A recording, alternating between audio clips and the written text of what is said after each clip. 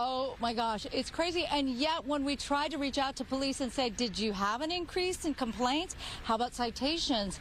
I got pretty much nothing from LAPD and as well LASD.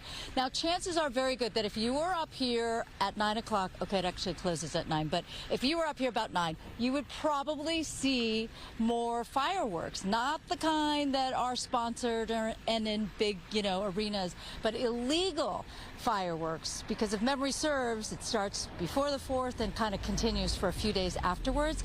So this is what it looked like as a passenger was approaching LAX. The skies were on fire. The approach to LAX and the skies below are peppered with fireworks.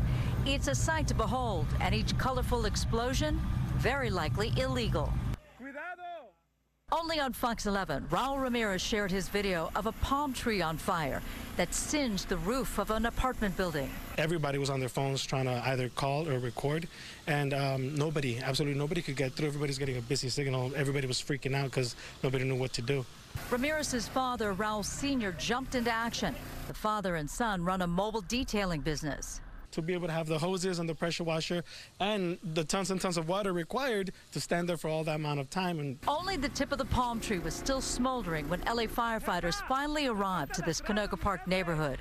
Ramirez claims he dreads July 4th and believes the number of illegal fireworks shows is going up. There's a lot of people who have no consideration, not only for the hazards, but the animals and the neighbors.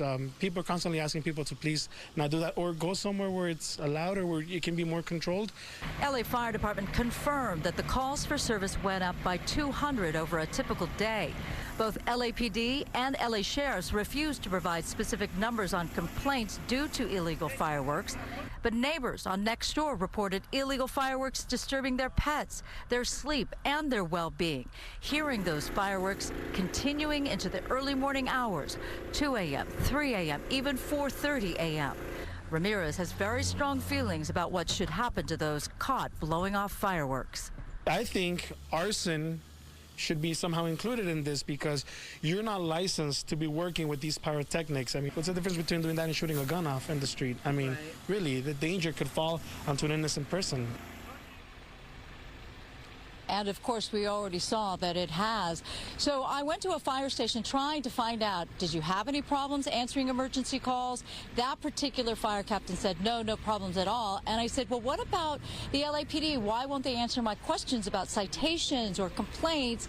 And his response is, it's kind of a hard time to be a police officer.